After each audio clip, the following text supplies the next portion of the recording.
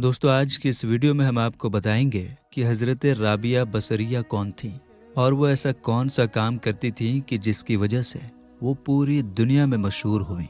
और उन्होंने अपने 50 साल गुजार दिए, लेकिन 50 सालों तक अपना सर तकिए पर क्यों नहीं रखा और 50 सालों तक बिस्तर पर क्यों नहीं सोई। इन सारे सवालों का जवाब जानने के लिए वीडियो बहुत ही दिलचस्प होने वाली है, इसलिए आखिर तक ज़रूर देखिएगा। तो चलिए वीडियो शुरू करते हैं। दोस्तों, ये हिजरी की पहली सदी की बात है। बसरा में इस्माइल नाम के एक नेक बुजुर्ग रहते थे। वो बहुत ही इबादत गुजार थे और देखने में वो बहुत ही गरीब थे। उनके घर में सिर्फ बेटियां ही थीं।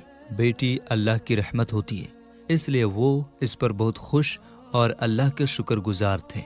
कुछ वक्त बाद फिर अल्लाह की रहमत से उन्हें एक और बेटी मिली। ये उनकी चौथी बेटी थी। इसका नाम उन्होंने राबिया रखा। उनकी ये बेटी आगे चलकर बहुत बड़ी वलिया बनी और राबिया बसरिया रहमतुल्लाह अलैहा के नाम से मशहूर हुई। शेख फरीदुद्दीन अत्तार रहमतुल्लाह अलैह बताते हैं कि जिस रात हज़रत राबिया बसरिया रहमतुल्लाह अलैहा की पैदाइश हुई, उनके वालिद हज़रत इस्माइल रहमतुल्लाह अलैह के पास इतना भी तेल नहीं था कि वो एक चिराग जलाकर घर में रोशनी कर लेते। आपकी बीवी ने कहा, चिराग में डालने के लिए पड़ोसी से थोड़ा तेल मांग लीजिए। आप ना चाहते हुए भी पड़ोसी के दरवाजे पर गए। दस्तक देना ही चाहते थे कि रुक गए। आप रहमतुल्लाह अलैह अल्लाह पाक से वादा किए हुए थे कि दुनिया की खातिर कभी किसी के सामने हाथ ना फैलाएंगे, इसलिए बिना कुछ कहे और बिना किसी से मदद मांगे आप घर वापस आ गए और घुटनों पर सर रखकर बैठ गए। बैठे बैठे आंख लग गई।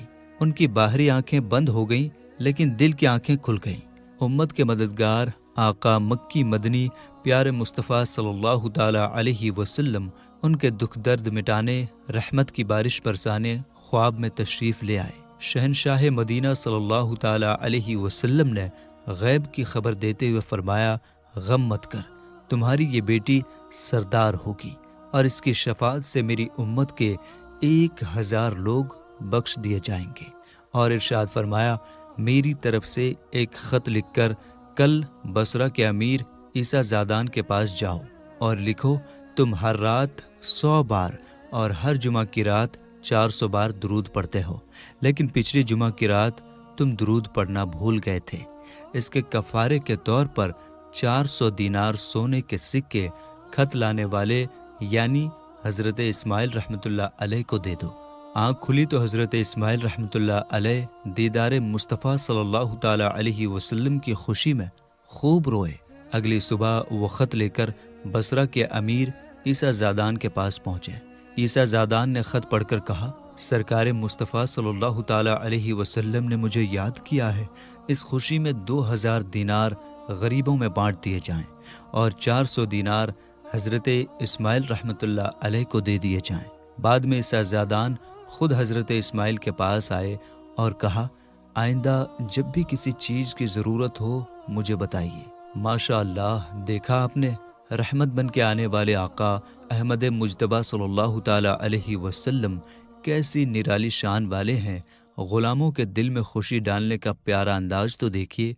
एक ग़ुलाम को दीदार का जाम पिलाया, उसके गम दूर कर दिए। दूसरी तरफ कबूलियत दुरूद की खुशखबरी सुनाकर ईसा ज़ादान की भी ईद कर दी, यानी एक ही निगाह करम से 2 उम्मतियों की झोली भर गई। सुभान अल्लाह। हिकायत से ये भी मालूम हुआ कि हमारा दुरूद बारगाह रिसालत में पहुँचता है।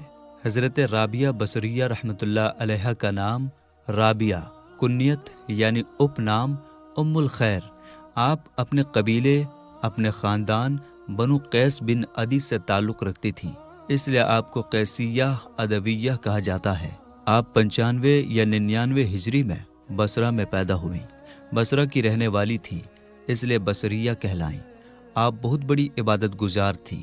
शेख फरीदुद्दीन अत्तार रहमतुल्लाह अलैह कहते हैं, आप हज़रत मरियम हज़रत ईसा अलैहिस्सलाम की माँ की तरह थीं, जिनका कुरान में कई बार जिक्र हुआ है। उनकी तरह आप भी बहुत इबादत करने वाली, नेक स्वभाव वाली, पाक दामन और शर्म हया वाली थीं।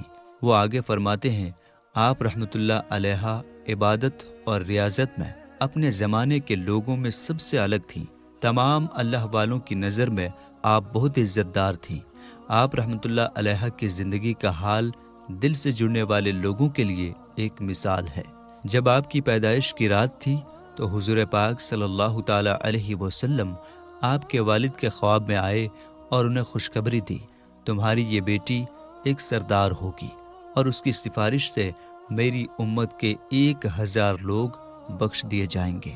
جب آپ رحمۃ اللہ علیہ تھوڑی بڑی ہوئی تو آپ کے ماں باپ کا انتقال ہو گیا۔ اسی وقت بصرہ میں بھینکر اکال سوکھا پڑا جس سے لوگ بھوک سے مرنے لگے۔ اس دوران آپ کی تینوں بہنیں بھی آپ سے بچھڑ گئیں اور اس طرح کم عمر میں ہی آپ رحمۃ اللہ علیہ اکیلی رہ گئیں۔ اس بے بسی کی حالت میں ایک دن ایک ظالم نے آپ کو اغوا کر لیا اور صرف کچھ پیسوں کے بدلے بیچ دیا۔ اب آپ رحمۃ اللہ علیہ غلامی کی زندگی گزارنے لگی۔ ایک دن آپ رحمۃ اللہ علیہ کسی ضروری کام سے گلی سے گزر رہی تھیں، تبھی اچانک ایک اجنبی آدمی آپ کے سامنے آ گیا۔ آپ چاہتی تھیں کہ کوئی غیر آدمی آپ کو نہ دیکھے، اس وجہ سے آپ شرم و حیا کے ساتھ تیزی کے ساتھ اپنے گھر کی اور دوڑی۔ دوڑتے وقت اچانک آپ کا پیر کسی چیز میں پھنس گیا اور آپ گر پڑی جس سے آپ کا ہاتھ ٹوٹ گیا۔ تب آپ اللہ کی بارگاہ میں دعا کرنے لگیں، یا اللہ، میں غریب، یتیم اور بے سہارا ہوں، پہلے ہی غلامی کی زندگی گزار رہی ہوں، اب میرا ہاتھ بھی ٹوٹ گیا، اس کے باوجود میں صرف تیری رضا چاہتی ہوں، کاش مجھے پتہ چل جاتا کہ تو مجھ سے راضی ہے یا نہیں۔ تبھی غیب سے آواز آئی، رابعہ غم مت کر، قیامت کے دن تجھے اونچا مقام ملے گا اور مقرب فرشتے بھی تجھ پر رشک کریں گے۔ یہ سن کر آپ رحمۃ اللہ علیہ خوش ہو کر گھر لوٹ آئیں۔ حضرت رابعہ رحمۃ اللہ علیہ شروع سے ہی عبادت کرنے والی تھیں۔ وہ دن رات عبادت میں لگی رہتیں، دن میں روزہ رکھتیں اور رات میں نوافل پڑھتیں۔ ایک رات آپ رحمۃ اللہ علیہ اللہ تعالیٰ کی بارگاہ میں رو رو کر دعا کر رہی تھی۔ اسی وقت ان کے مالک یعنی جن کی غلامی میں آپ تھیں، ان کی نیند کھل گئی۔ انہوں نے دیکھا حضرت رابعہ سر سجدے میں رکھے ہوئے تھیں اور ان کے سر مبارک سے ایک نور یعنی روشنی آسمان تک پھیلی ہوئی ہے۔ آپ رحمۃ اللہ علیہ اللہ سے دعا کر رہی تھیں، مولا، تو جانتا ہے کہ میں ہر وقت تیری عبادت کرنا چاہتی ہوں، لیکن تو نے مجھے کسی اور کا غلام بنا دیا ہے، اس لیے مجھے اس کے حق بھی ادا کرنے پڑتے ہیں۔ یہ منظر دیکھ کر مالک پریشان ہوا کہ میں ایک ایسی پاک ہستی سے کام لے رہا ہوں، حالانکہ مجھے ان کی خدمت کرنی چاہیے۔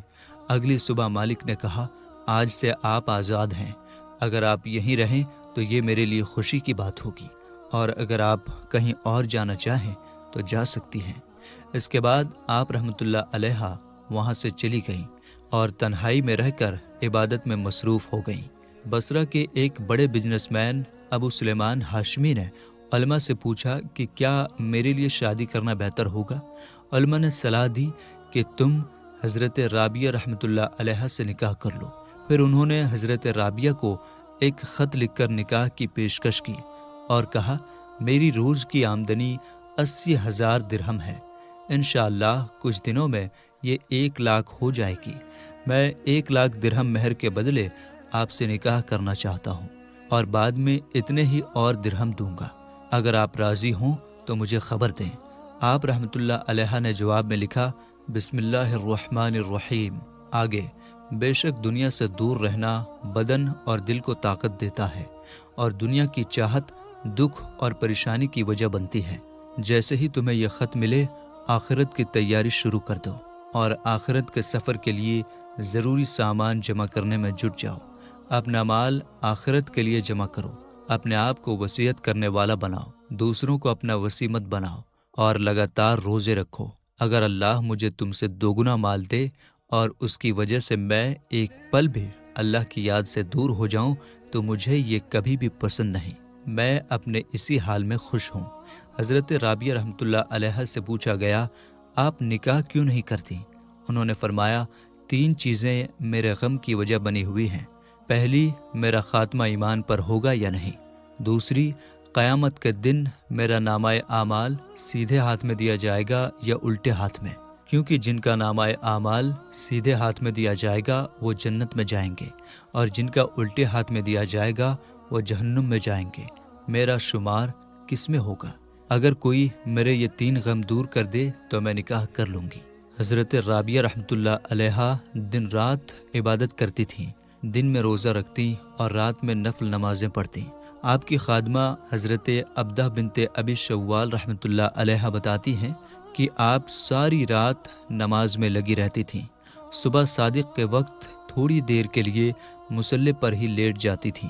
جب ہلکا ہلکا اجالا ہونے لگتا تو آپ گھبرا کر اٹھ جاتی اور خود سے کہتی، اے نفس، اس فانی دنیا میں کب تک سویا رہے گا؟ یہ دنیا تو تنگی کا گھر ہے، پھر یہاں اتنی نیند کیوں؟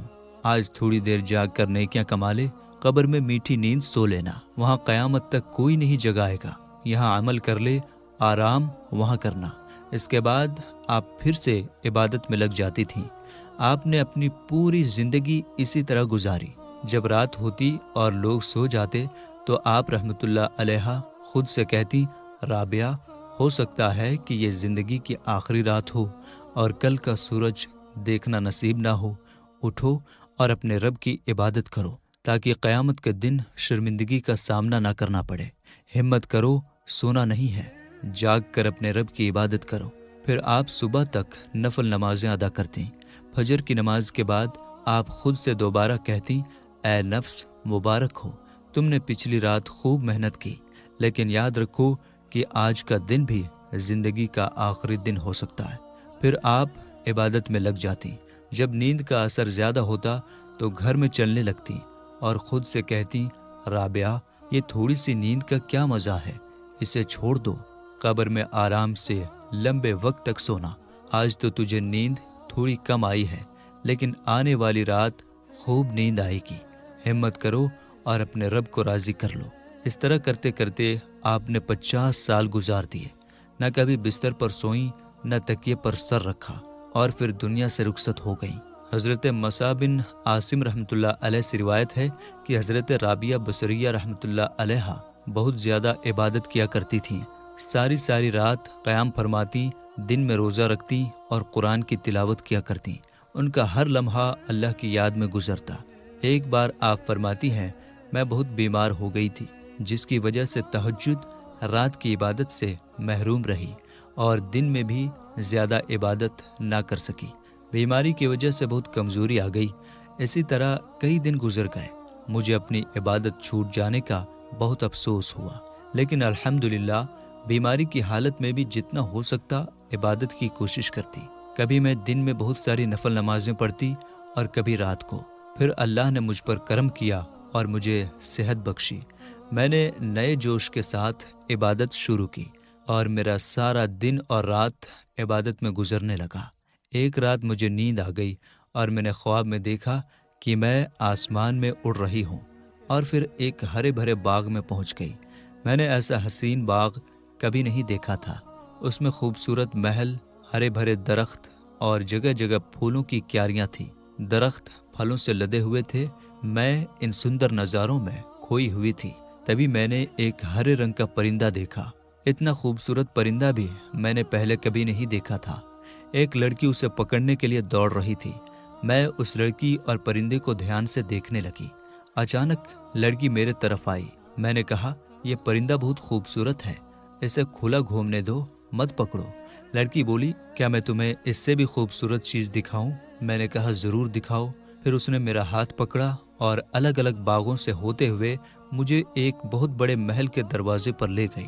اس نے دروازہ کھٹکھٹایا، جو ترنت کھل گیا۔ اندر کا منظر بہت سہانا تھا۔ وہاں ایک اور خوبصورت باغ تھا۔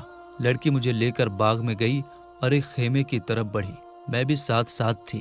اس نے خیمے کے پردے ہٹانے کا حکم دیا۔ جب پردے ہٹے تو پورا خیمے کا اندرونی حصہ نور یعنی روشنی سے جگمگا رہا تھا، اور اس کی چمک آس پاس کی چیزوں کو روشن کر رہی تھی۔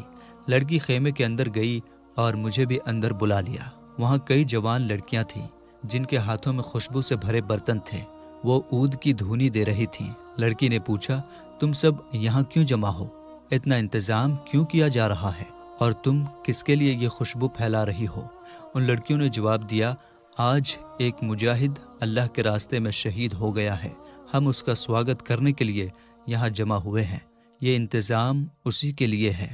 پھر لڑکی نے میری طرف اشارہ کر کے کہا، کیا ان کے لیے بھی کوئی انتظام کیا گیا ہے؟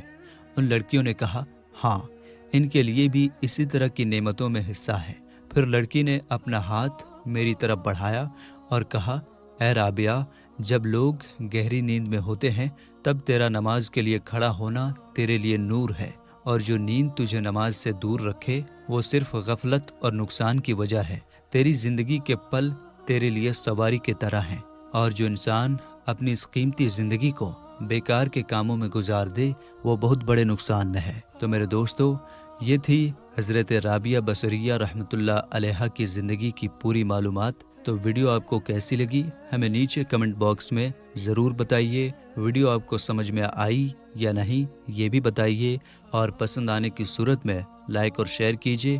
ملیں گے انشاءاللہ تعالی ایک نئی ویڈیو کے ساتھ، تب تک کے لیے السلام علیکم، اللہ حافظ۔